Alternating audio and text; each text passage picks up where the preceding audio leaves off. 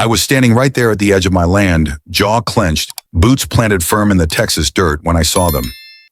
Eight massive yellow bulldozers lined up across my private ranch driveway like they were preparing for war. The engines were still rumbling. The HOA president, Karen Whitmore, a woman with more Botox than empathy, stood smugly in front of them, clipboard in one hand, sunglasses perched on her nose, as if she had just conquered a small country. "You are officially blocked from using this driveway until you comply with HOA regulations," she barked, arms folded. I blinked once, then twice, not because I didn't hear her, but because I couldn't believe she just said that on my own land, my entire land. What Karen didn't know, what none of them knew, was that I owned every square inch of the land beneath their feet. Not just the ranch, not just the driveway, the whole county, the courthouse, the roads, the water systems, even the patch of land their precious HOA clubhouse sat on. All belonged to me through layered shell companies and quiet acquisitions I'd made years ago. And now they had the nerve to block me in. But I didn't speak. I just pulled out my phone, dialed a number, and said 5 words. "They're standing on my property," and that was when everything started to unravel. But before we get to what happened next, let me take you back to how all of this began. My name is Jackson Cole. I'm a quiet man, 49 years old. I live just outside of Magnolia Bend, Texas. Folks who don't know me call me a cowboy. Folks who do know me call me Boss Jack, but I'm not the flashy type. I wear jeans and boots every day, drive an old Ford pickup, and live in a modest ranch house with my dog Moose. What most folks don't realize is that behind that old truck is a billion-dollar real estate empire built from oil, timber, and smart land investments. I'm a 4th-generation rancher turned developer. When I was younger, I watched as the land around our old family ranch got swallowed up by rich developers and gated communities. So I started buying it back quietly, bit by bit, until I owned so much of the land. Even the local officials had to shake my hand with a smile. Now I didn't do that to show off. I did it to protect the people like my father, who died working that land, and the people like my neighbors, who still believe in community, honesty, and a handshake deal. So when the HOA from the next town over started pushing into our area, I stayed quiet at first. I figured it would pass, but Karen Whitmore and her group of well-manicured busybodies weren't the kind to mind their business. Karen moved into the community 2 years ago. Her husband, Doug, was a semi-retired dentist with a loud laugh and a soft backbone. She was the kind of woman who treated everyone like they were beneath her, unless she wanted something. She'd filed noise complaints against roosters, told the old widower hour down the road that his barn was an eyesore, and even tried to find a family for hosting a 4th of July cookout because their flagpole was too tall. Her HOA wasn't even officially in my zone, but that didn't stop her from trying to annex my land into her empire. It started small. First, a letter arrived saying my gravel road didn't meet HOA standards. I laughed, tossed it in the fireplace. Then 2 weeks later, a man in a pressed HOA polo shirt tried to hand me a violation ticket for having unauthorized livestock. He said my cattle weren't tagged in their system. I nearly spat out my coffee. Moose, my German shepherd, barked him off the property before I even opened my mouth. But it didn't stop there. Karen started sending code enforcement officers. Yes, her people, not the real county officials. They claimed my fence line encroached on HOA land, except my great-grandfather built that fence in 1948. And every title deed since had it firmly inside my property. I called my lawyer, Raymond, one of the sharpest men in boots, and we laughed about it over lunch. But then she crossed a line. I came back one Sunday afternoon from checking the irrigation system to find my main ranch driveway, the only paved entry point, completely blocked. 8 bulldozers, 8, each of them parked diagonally, engines still on. Exhaust coughing into the air like dragons from hell. Karen was standing in front of them like she was the general of some suburban army. She had a camera crew filming everything, probably trying to make a video for her HOA newsletter. I kept my voice calm. "Is there a problem here?" I asked. She turned slowly like a villain from an old Western movie. "Mr. Cole," she said, dragging my name out, "as per Section 5C of the HOA Community Conduct Code, you are officially non-compliant. Until further notice, we are restricting access to this road." My fingers tightened around my phone. You blocked my ranch, I said. She smiled. It's not your ranch anymore, Jack. I gave her a long look, a deep, steady breath. Then I made the call. Now let's rewind a bit. The reason I stayed quiet for so long wasn't fear, it was patience. I believed in neighborly peace. I believed in giving people a chance to correct their course before consequences hit. I'd seen too many ranchers lose everything because of lawsuits, fights, and bad blood. And believe it or not, I didn't hate Karen. I felt sorry for her. I could tell she was a woman who didn't know who she was without power. She needed control to feel important. People like her usually burn themselves out. But that day when she blocked my driveway with machinery meant for war, that's when I knew she had to learn a hard lesson. The kind of lesson that leaves a lasting mark. Not with hate, but with truth and kindness too. Believe it or not, because sometimes the kindest thing you can do for someone is stop them before they destroy everything, including themselves. So when I made that call, I didn't call the sheriff. I called the county commissioner, Tom Benson, a good man I'd known since high school. Played linebacker back then. Now he runs the entire county office. He answered on the first ring. You serious, Jack? He said, dead serious. You want me to come in person? I looked at Karen, still standing there, with her arms crossed and her smug grin. Oh yeah, I said, bring the whole crew.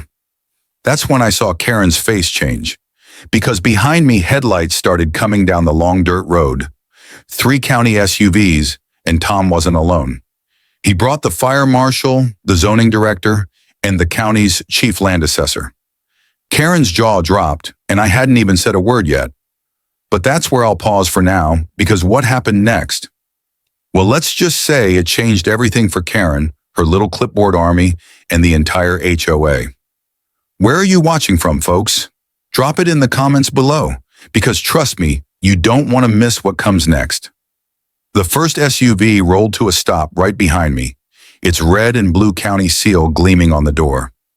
Commissioner Tom Benson stepped out like he owned the place, which ironically I still did. He wore his usual cowboy hat, a brown suede blazer, and that same crooked smile he used back when we used to skip algebra class together. Karen's camera crew turned toward him, probably assuming he was on her side. Wrong move. Morning, Jack, Tom said as he shook my hand firmly. Afternoon, Tom, I said, my voice calm but sharp. Appreciate you coming. Karen pushed past 2 bulldozer drivers like she was storming the stage. Excuse me. This is HOA jurisdiction and you're trespassing on our regulated property. Tom turned his head slowly, took off his sunglasses and looked at her like she'd just insulted his mama. Ma'am, he said slowly, I think you've made a serious mistake. This driveway, this land, it's not yours. It never has been. Karen blinked. That's impossible. My team pulled the maps. This road borders HOA residential zones 8 through 12. That gives us enforcement rights under municipal code. You're quoting the wrong county code, ma'am, interrupted Sylvia Hargrove, the county zoning director, stepping out of the second SUV with a thick file in her hands. We've reviewed this entire property's jurisdiction 5 times over. All 4,200 acres plus this driveway fall under one private owner. Karen's jaw tightened. Whose? Sylvia looked at me and smiled. His. The silence that fell on that dusty ranch road was thick. Karen's mouth opened, then closed. She looked back at her bulldozer operators, then at her clipboard like it could somehow save her. But he can't. He's just a rancher, Tom chuckled. Karen, did you really block the driveway of the man who literally owns the entire tax grid you live on? At this point, the bulldozer guys started turning off their engines one by one. You could feel the tension snapping in the air like old rubber bands. I stepped forward, finally not to gloat, but to speak truth. Karen, I said, I tried to be patient. I let the letters go. I let the phony fines go. I even let your fake code enforcement team walk my land. But you crossed a line today, not just with me, but with every honest landowner who's tired of being bullied. She didn't say anything, just stood there blinking, fingers clutching the clipboard like it might float her away if she squeezed hard enough. You know what the saddest part is? I continued. I would have helped you. I fund ranch improvement programs. I donate to local farms. I even built the community center your HOA rents for your weekly meetings. All you had to do was ask. That's when Doug, her husband, slowly walked over from his SUV parked down the road. He looked tired, like a man who'd been pretending to be okay for far too long. Karen, he said quietly, I told you to leave Jack alone. She spun on him like he was a traitor. You knew. I've always known, he said. Everybody in town knows who Jack is. You just never listened. Karen dropped her clipboard, and for the first time she looked small, but I didn't want pity. I wanted peace. So I turned to the crew. Go ahead and move the bulldozers. Tell your bosses you're standing on private land with 8 counts of illegal obstruction. Tom raised a hand. We'll handle citations from here. As the drivers climbed back into the machines and started reversing one by one, the dust began to rise again, but this time it was clearing the path, not blocking it.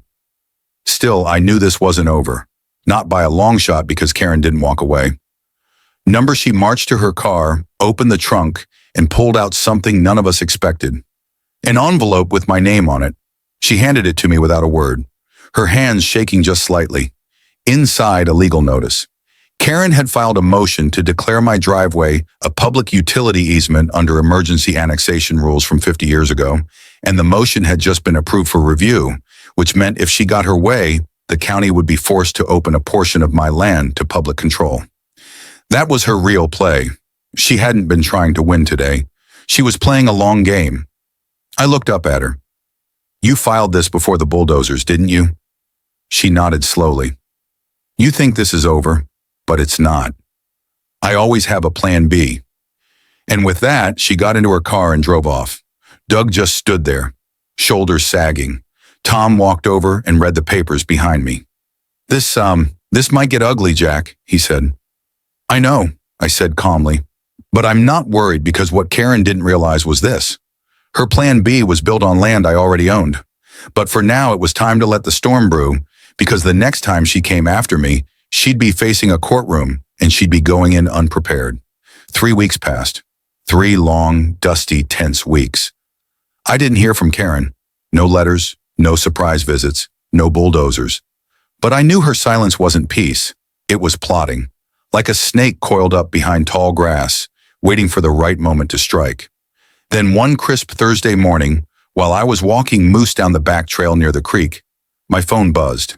It was Raymond, my lawyer. You need to come downtown, he said flatly. Is it the easement motion? Oh, it's more than that, he said with a sigh. Karen didn't just file for a public utility path. She filed a lawsuit against you. She's claiming obstruction of community growth and deliberate prevention of HOA expansion. I blinked. She's suing me for not letting her take my land. Exactly. Raymond, I said, stopping in the trail. You're not going to believe what I'm about to say, but I admire her audacity. Raymond snorted on the other end. Yeah, well, I don't admire her legal brain. It's full of holes, but it's loud, and judges don't like drama on their dockets. He paused. And here's the kicker, Jack. She's pushing for an emergency hearing next Monday. I closed my eyes, took a deep breath of pine and cold morning air. All right, I said. Let's give her the show she's asking for. Monday morning came fast. I arrived at the county courthouse in my cleanest jeans, a white button-down, and my dark brown boots polished till they shone. No fancy suit, no tie, just me being me. Raymond, on the other hand, wore a gray 3-piece and carried a thick leather briefcase stuffed with documents.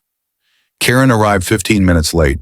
She strutted into the courtroom in a bright pink blazer, hair in perfect curls, followed by 2 of her HOA board members, Eleanor and Mindy, who looked like they'd walked off the set of a Real Housewives reunion. Doug trailed behind them awkwardly, holding a manila folder like a child sent to the principal's office. Judge Langston, a tall black man with a stern face and reading glasses halfway down his nose, called the court to order.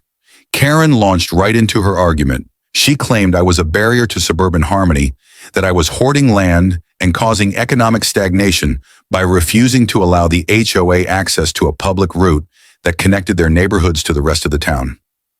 Raymond didn't interrupt. He let her talk and talk and talk. By the time she finished, even her board members looked confused. Then it was our turn. Raymond stood calmly. Your Honor, I'd like to begin by submitting into evidence 36 title deeds proving Mr. Cole's full ownership of the land in question, dating back over 80 years. I'd also like to present a private zoning exemption granted to Mr. Cole by your own office, Judge Langston, during the drought recovery period of 2014. The judge looked down over his glasses, glanced at Karen, then back at the documents. Proceed, Raymond continued.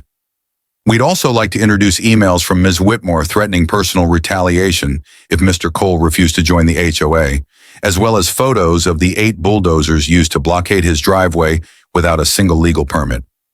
Karen stood up red-faced. Those were symbolic. That wasn't actual enforcement.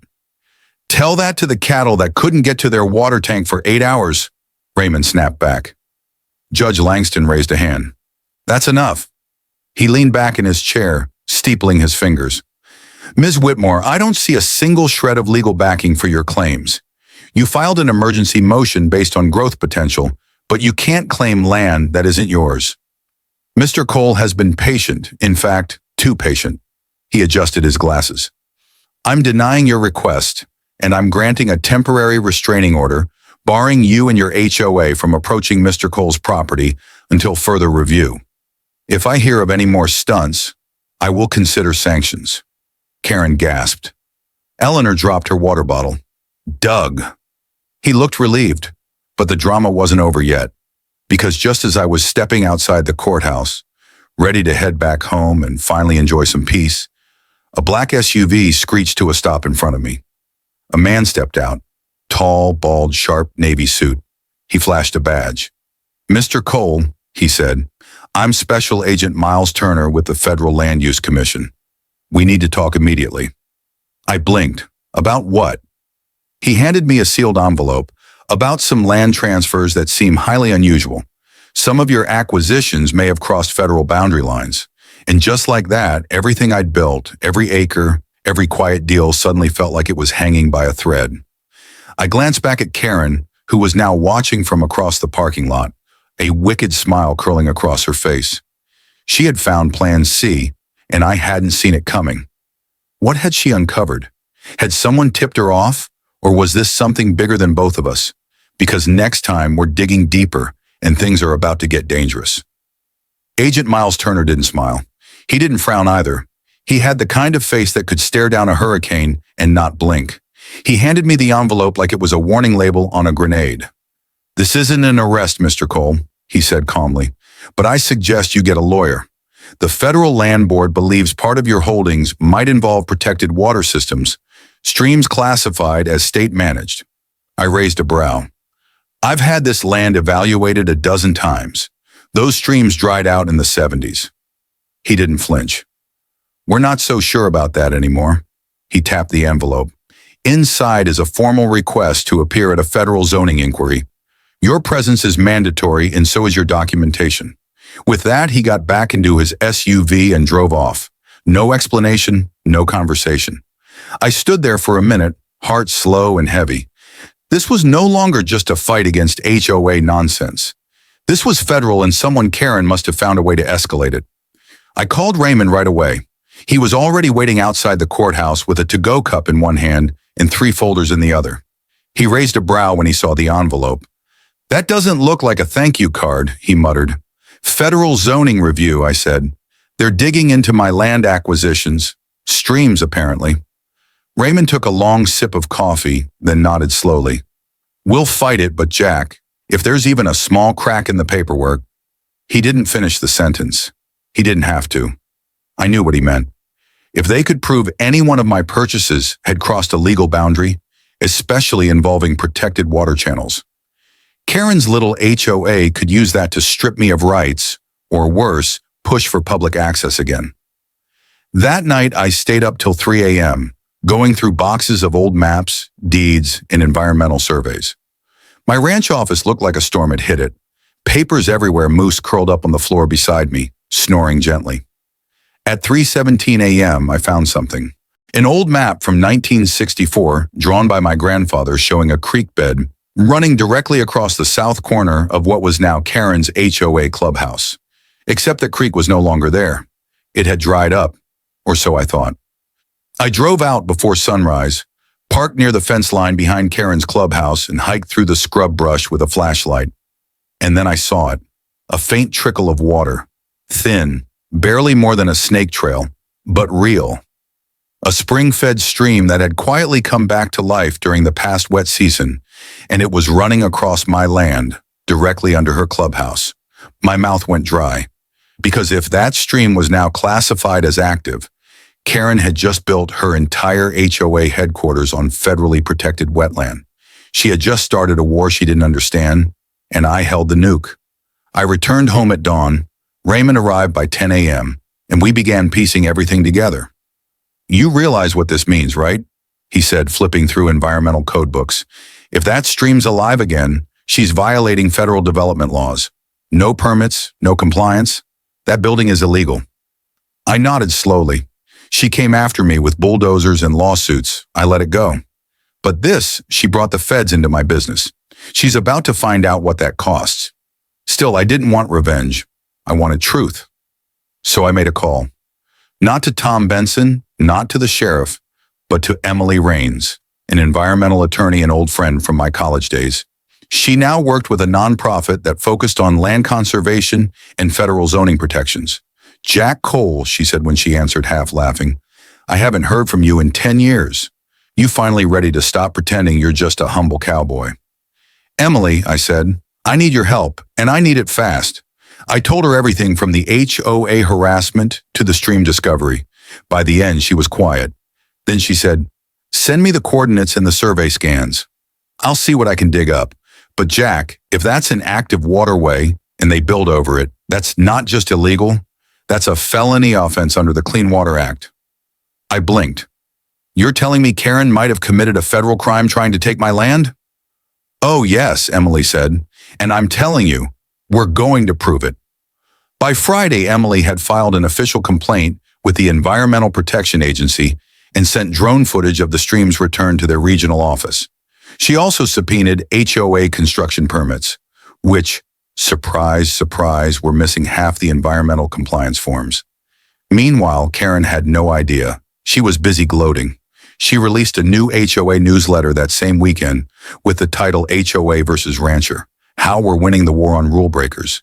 She even included a cartoon drawing of me stomping around in cowboy boots, angry and confused while the HOA flag waved above my ranch. My neighbors brought me a copy, nervous and apologetic. "I'm so sorry, Jack," said Mrs. Redfield. "The old widow Karen once tried to fine for having a patriotic lawn chair. We didn't know she'd go this far." I smiled gently. "It's all right, ma'am. She's writing checks she can't cash." But just when I thought I was finally taking control of the battle, Sunday evening came and a truck pulled up my driveway, a beat-up gray Ford. Doug stepped out alone. He held a duffel bag, his hands trembling. "Jack," he said, "I didn't know where else to go. Karen, she kicked me out." I blinked. "What?" "She said I embarrassed her, that I betrayed her. She took my name off the joint account, changed the locks, and then she..." He paused, voice cracking. "She called the sheriff, said I threatened her." "I didn't, Jack. I swear. I just begged her to stop all this." My heart sank. Doug wasn't a bad man, just a man who'd been steamrolled by his wife's ambition. I opened the door wide. "Come in, Doug. You're not sleeping in your truck tonight." He stepped in head low, but neither of us saw what was coming next. Because 20 minutes later, my phone rang. It was Emily. Her voice was tight. "Jack, we just received a cease and desist from a private security firm. Karen has hired a private team to patrol the stream zone. Armed guards. She's blocking federal agents from entering the clubhouse grounds." I stood up, blood boiling. "She hired armed men to guard illegal land." "Yes," Emily said. "She's digging in hard." I turned to Doug, who looked up with fear in his eyes. "Oh no," he whispered. "You don't know Karen when she's cornered. She's not just scared. She's dangerous now." And he was right. Because the next morning, Karen showed up at my ranch gate with armed men in black uniforms shouting legal threats, and one of them pointed a rifle straight at Moose. That was the final straw. Now it wasn't just legal anymore. It was war. I've been through a lot in my life. Wildfires, cattle stampedes, even a tornado that tore off the roof of my barn. But I had never faced anything like this. There were armed men at my gate, black uniforms, tactical gear, earpieces. They looked like a private SWAT team pulled from a movie set. And at their center, standing like some queen pin of chaos, was Karen Whitmore, wearing designer sunglasses, a white pantsuit, and a smug grin that made my blood run cold. "This is a private patrol," she shouted over the gate. "You're now under surveillance for trespassing and interfering with protected HOA business." I stepped forward slowly, one hand gripping Moose's collar. He stood growling low, body tense like a spring. "You brought guns to my ranch?" I said calmly, trying not to explode. "Correction," she smirked. "I brought protection. Since you and your lawyer friends started making threats, I have every right to defend HOA property." I glanced at one of the men. He looked maybe 22, nervous, sweating, rifle hanging too loose on his shoulder. "This isn't your property," I said, "and you know that." Karen tilted her head. "The stream is disputed land now, Jack. My attorneys filed a separate emergency injunction last night. Until it's resolved, it's considered contested territory. That gives me rights under community security law." I nearly laughed. "You're quoting militia law now? Are you insane?" She leaned in, gripping the bars of my ranch gate. "You should have joined us when you had the chance," she whispered. "Now you're going to lose everything." And with that, she turned around, waving for her men to stay. They didn't enter my land, but they stood watch just outside my gate like wolves, waiting for a weak calf to stray. I stepped back slowly. Then I called Raymond. "She brought guns," I said. "She's got private security camping outside my ranch." He cursed under his breath. "That's not just intimidation, Jack. That's a violation of state-level militia restrictions. If they're armed and on your property line, we can escalate to the state attorney general." I nodded. "Do it and bring Emily in." By sunset, Emily arrived on my porch, boots dusty, laptop bag slung over her shoulder. "Jack," she said, pulling up satellite images. "Karen made a mistake." "Another one? A big one?" "Her men. They crossed 2 feet into your land while they were setting up floodlights. And we have the drone footage." She played it for me. There it was, clear as day. A time-stamped video showing 2 of Karen's guards pushing a portable generator just over the boundary post. "Got her," I muttered. Emily smiled. "We file an emergency trespassing claim and submit it to the state. That gets law enforcement involved and real officers will come down here, not HOA thugs." But then Emily paused. "There's something else." She pulled out a document from her bag, a permit. It had Karen's signature. "This is a falsified environmental certificate." She said she forged state approval to build her HOA clubhouse over that stream. I stared at the paper. "That's a felony." "Yep, and she used this to apply for county funds." Emily nodded, which makes it federal fraud. "She's not just breaking HOA rules now. She's facing real prison time if this goes to court." We both stood in silence, watching the moon rise over the dark shape of Karen's guards, still camped across the gate. "Let's bring her down," I said finally. "Not out of revenge, out of justice." The next morning, we made our move. Raymond filed for a court injunction with every shred of evidence we had, trespassing videos, forged documents, and witness statements from neighbors Karen had harassed over the years. Emily called in the EPA directly, and a team was dispatched to investigate the stream site. And I called in one more favor. See, what Karen didn't know was that I owned a small media company in town, just a little news blog, but one with a reach of 300,000 subscribers and a strong presence on social media. That evening, the headline exploded across the state. HOA tyrant illegally builds on protected land. Brings armed men to Texas ranch. Owner fights back. Within hours, the story went viral. Thousands of comments. Calls for investigation. TV crews showed up the next morning. Karen, she panicked. She stood outside the HOA clubhouse trying to hold a press conference with her board. But every reporter had one question. Did you forge government documents to take over a stream? She refused to answer. Doug, standing beside her with a pale face, finally broke. I warned her, he said into the mic, but she wouldn't stop. Karen screamed at him and shoved the mic out of his hand, her mascara streaking down her face. That clip, it aired across every major local news station that night. But just when I thought she was finally defeated, something insane happened. At 3 a.m., I woke up to the sound of tires screeching.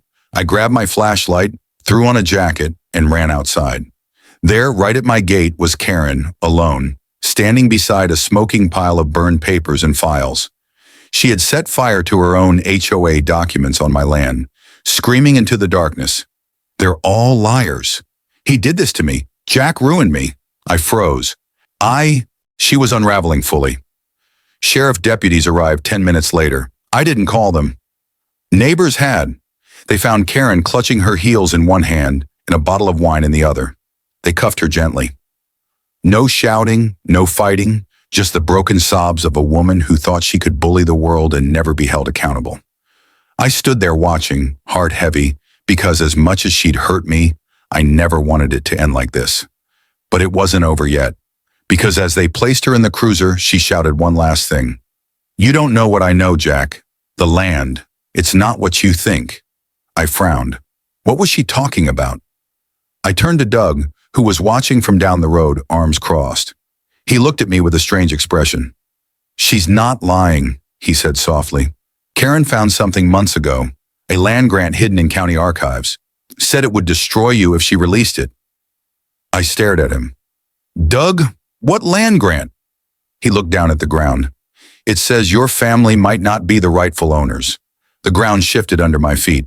The ranch, my ranch, was now in question. I didn't sleep that night. Doug's words haunted me. A land grant. My family, not the rightful owners. It didn't make sense. My grandfather, Thomas Cole, Sr., had purchased this land in 1946 with a handshake or in a thick paper deed signed by the county clerk. The title had passed from him to my father, then to me. There were documents, photos, tax records, generations of work built on this soil. And now, in the middle of a legal storm, a drunk, screaming HOA president had dropped a bombshell that shook everything I believed about my family's legacy. By sunrise, I was on the phone with Emily and Raymond. Doug mentioned a hidden land grant. I told them, said Karen found it in county archives months ago, that it could destroy everything. Emily whistled low. If that's true, it could change everything. Land grants from the early 1900s, even late 1800s, sometimes override newer deeds if they were never properly canceled. Raymond agreed. "We need to get into the county records today." By noon, we were inside the county courthouse basement. Boxes, dust, old maps, cracked leather folders with fading ink. A clerk named Marty, who'd worked there for 42 years and knew every nook and cranny, helped us dig through the archives. "Most of these records haven't been touched in decades," he said. "It would take a miracle to find a buried grant." 3 hours in, Emily gasped. "Found something." She pulled out a folder tied with red string and a wax seal. It was dated 1899. Inside was a handwritten land grant from the state of Texas, granting 4,000 acres of undeveloped land to a woman named Lucinda Harrow, a freed woman, a widow, and a farmer. The land outlined on the grant almost exactly matched the boundaries of my ranch. "Wait," I said slowly, "but this doesn't make sense. Where's the cancellation? There has to be a void or a sale transfer." Raymond flipped page after page. There was nothing. No void stamp, no transfer deed, no official closure. Emily looked at me. "Jack, your family may have bought this land fair and square in 1946, but if the state never properly processed Lucinda's grant, the original claim may still be considered active under federal law." I swallowed hard. What does that mean? Emily closed the folder slowly. "It means Lucinda Harrow or her descendants might technically still have a legal right to this land. Everything spun, my ranch, my empire, my name, all built on land that might have belonged to a black woman history forgot. And Karen had found it first. No wonder she was so bold. No wonder she kept saying, 'You don't know what I know.' She had this trump card tucked away the entire time." Raymond rubbed his face, clearly rattled. "If this goes public, Jack, you won't just face a lawsuit, you'll be national news, and not in a good way." I stared at the map inside the folder. Lucinda's signature. Neat, strong, proud. A woman who had survived slavery, buried her husband, and built a life strong enough to earn a grant of land from a state that once tried to erase people like her. I felt a lump in my throat because now, all these years later, I was sitting in a government basement holding her forgotten story, and I knew what I had to do. That night I drove to Karen's HOA clubhouse, alone. It was dark, quiet. Her security team was gone, disbanded after her arrest. The clubhouse was locked up, lights off, a notice from the EPA plastered on the door. But Doug was there. He met me outside holding a box. "I figured you'd come," he said. "What's in the box?" He opened it. Inside were Karen's personal files, notes, blueprints, even a journal. One folder was labeled the Harrow Claim. Karen found it 6 months ago. Doug said she had a plan. She was going to find Lucinda's descendants and negotiate with them. Her words, "Offer them hush money or trick them into signing over the rights so she could force you off the land." I stared at the papers. She never found them. "No, but she got close. She hired a genealogy firm. There's a name here. Ava Harrow, born in 1990, lives in Houston." I took the name, the file, and drove back in silence. The next morning, I stood in front of a modest brick home in the outskirts of Houston. There was a small garden out front, a faded welcome mat, and wind chimes singing softly in the breeze. A woman opened the door, tall, graceful, warm brown eyes and hair pulled back into a bun. Mid-30s, calm. "Yes. Are you Ava Harrow?" "I am." I took off my hat. "My name is Jack Cole.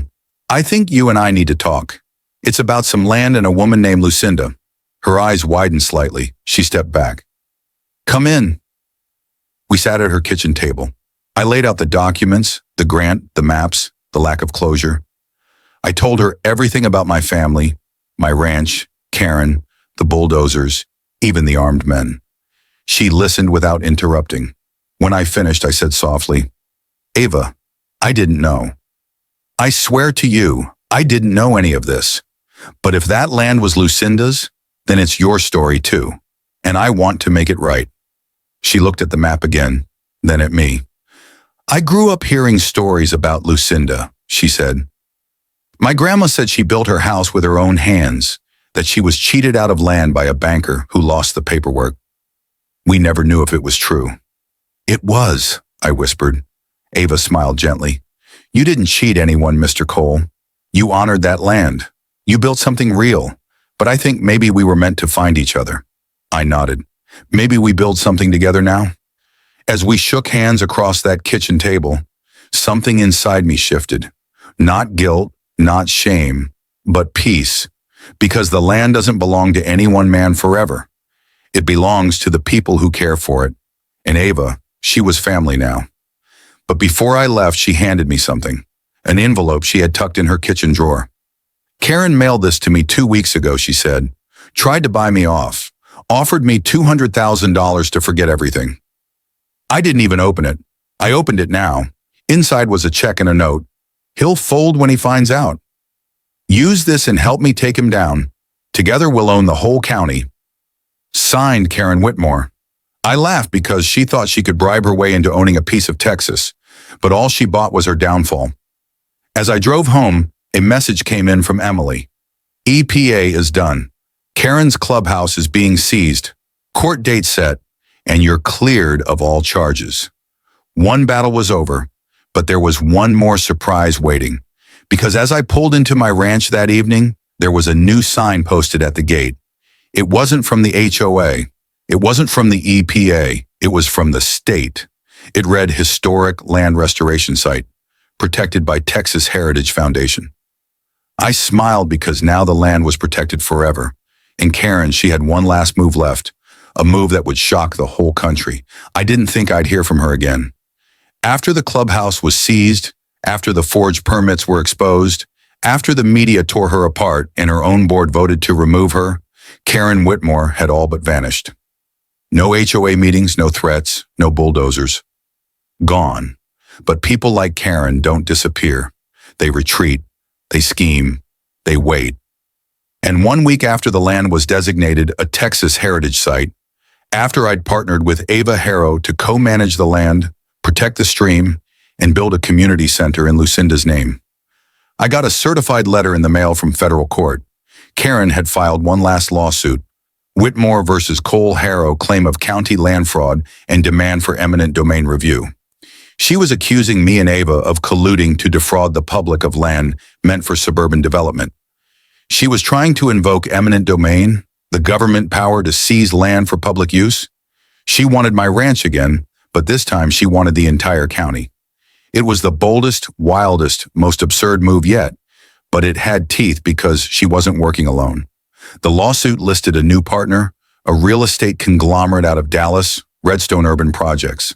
They had joined Karen to try to rezone the land for luxury developments, golf resorts, artificial lakes, private schools for the elite, and they were prepared to sue the state of Texas itself to make it happen. Raymond called me within the hour. "This is no longer about HOA drama," he said. "This is corporate warfare, and they have lobbyists. If they win, they can take the ranch, the creek, everything." I didn't flinch. "Then we fight." The courtroom was bigger this time, downtown Austin. State and federal judges combined on the bench. Karen sat in a crisp navy suit beside a shark-smiling lawyer from Redstone. A man named Bennett Cross, slick hair, $2,000 shoes, and the attitude of someone who's never heard the word no. Ava sat beside me in a modest green dress, calm and composed. Emily and Raymond each had their own stack of files nearly 3 feet high. It was David versus Goliath, except David had receipts. Bennett opened the case with a smooth voice. "Ladies and gentlemen of the court, the land in question is underutilized. My clients, Ms. Whitmore and Redstone Urban Projects, seek only to elevate this land for the public good, job creation, education, community parks, revenue. Our intent is not to take, but to transform." Karen nodded, her face tight but polished. She had trained for this, her final act, but she didn't know what was coming. Raymond stood and brought the hammer. "Your Honor," he said, "we have video evidence of Miss Whitmore using private security forces to intimidate citizens, destroy documents, and trespass on federal land. We have receipts of bribery attempts, and we have testimony from Redstone's former lobbyist that this was never about the public good. It was about money." The courtroom stirred. Emily stood next. Furthermore, she added, "This land now holds federal heritage status under Texas environmental protection law, and the Harrow family, represented here by Ava Harrow, is recognized by the state as the rightful heir to the original grant." She turned to Ava, who stood gracefully and said just one sentence. "My ancestors' hands built that land, and we're not selling." A murmur rippled through the courtroom, but it wasn't over because then Raymond pulled out the final piece. "Your Honor, we would like to introduce a recorded conversation between Ms. Whitmore and a Redstone executive where she admits the entire plan was revenge-driven, not civic duty." Karen's face dropped. The audio played. "Jack Cole thinks he's untouchable. I'll burn that land to the ground before I let him win. The Harrow girl. She'll cave. They all do when they see the money." Gasps. Karen covered her mouth. The judges conferred. 30 minutes later, they returned. The lead judge cleared his throat. "This court finds the plaintiff's case without merit. The request for eminent domain is denied. Furthermore, an investigation into fraudulent use of legal channels will be opened against the plaintiff and Redstone Projects." Karen staggered back, her world gone, her power gone, her name now a national scandal. Security escorted her out of the courtroom, not in cuffs but in ruin. Bennett Cross followed her, eyes dark, already planning his next lie somewhere else. But in that room, we had peace, real peace. Back at the ranch, Ava and I stood beside the creek. The water shimmered in the late afternoon sun. Moose chased butterflies nearby. Lucinda Harrow's legacy would now be honored forever. We put up a new sign by the trail that ran through the stream. Lucinda's Way, protected by love, history, and justice. And just as we were hammering it into the ground, a group of neighborhood kids ran by, laughing, playing, waving, not scared, not fenced in, free. That's how it should be. Not run by fear or fines, not ruled by Karens with clipboards, or billionaires with bulldozers, but built on kindness, built on respect, built on truth. So that's the story of how the HOA blocked my ranch driveway with 8 bulldozers trying to claim what wasn't theirs, not knowing I owned the entire county and the heart to protect it. Thanks for riding this journey with me. Tell me where you're watching from, and always remember, stand your ground when the truth is on your side.